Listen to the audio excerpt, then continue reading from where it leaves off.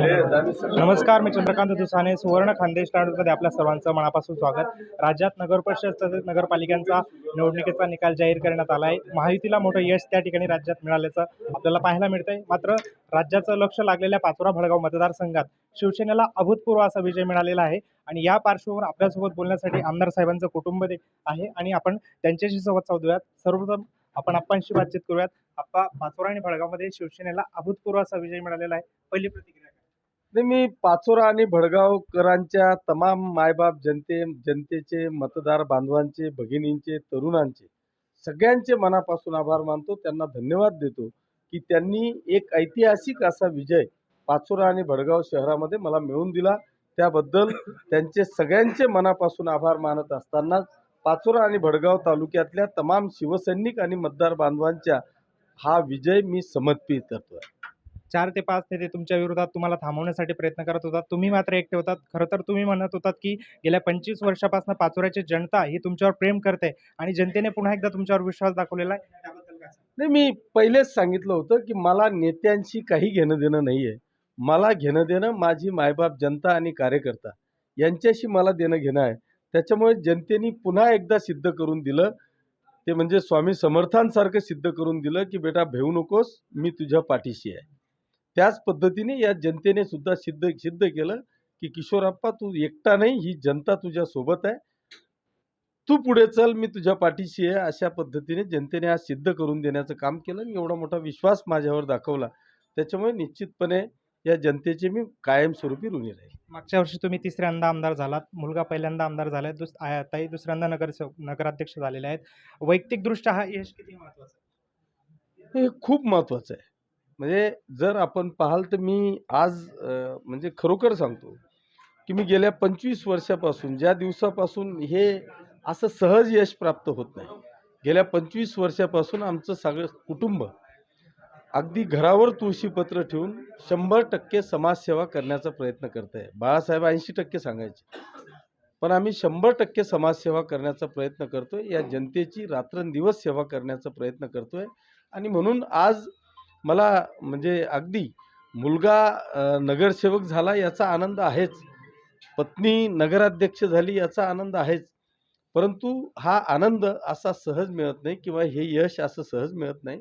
गेल्या 25 वर्षापासून अख्खं कुटुंब म्हणजे माझा मुलगा, की ज्याचं आज वय एन्जॉय करायचं आहे, मग ग्रॅज्युएट असेल, तरुण आहे, Mumbai, Pune, Nashik, out of India कुठेतरी जाणं, फिरणं, काहीतरी म्हणजे मौज मजा करणं, या सगळ्या गोष्टी बाजूला ठेवून एक तरुणांच्या हृदयातला तो ताईत बनलेला आहे. या पाचोरा शहरामध्ये असेल किंवा भडगाव शहरामध्ये असेल किंवा मतदारसंघामध्ये असेल, एवढी मेहनत घेतोय, खरं म्हणजे मी स्वतःला भाग्यवान समजतो. विकासाचा पॅटर्न एक सेट केलेला आहे तुम्ही पाचोरा भडगावसाठी. 2.0 कसा असेल विकासाचा? नाही, विकासाचा पॅटर्न मी आपल्याला सांगितलं की मी ऑलरेडी ह्या विकासाची, पाचोरा असेल किंवा भडगाव शहर असेल किंवा मतदारसंघाचा, मी विकासाचा ब्ल्यूप्रिंट तयार केलेली आहे. एकामागे एक, एकाशी जोडून एक असे पाचोरा आणि भडगाव शहरामधले प्लॅनिंग करून एक एक विकास आपल्याला पाहायला मिळतोय. मला वाटतं आणखी जर 2 वर्षांनी आपण आलात या शहरामध्ये तर कदाचित आपण शहर ओळखू शकणार नाही. इतकी चांगली व्यवस्था आपण या शहरामध्ये करण्याचा प्रयत्न करतोय. महत्त्वाचा एक विषय फक्त राहिलेला आहे, तोही असा नाही, तो म्हणजे पाण्याचा, की ज्याच्यासाठी मी असा थांबून राहिलेलो नाही, त्याच्यासाठी प्रयत्न केले. पण आता मूळ प्रश्न जो आहे तो आपण आता थेट गिरणा डॅमवरून आपण पाईपलाईन आणून या शहराच्या जनतेसाठी 24 तास आपल्याला पाणी देता येईल का, हा प्रयत्न माझा चाललेला आहे आणि ते मला वाटतं 50% पर्यंत यश आलेलं आहे.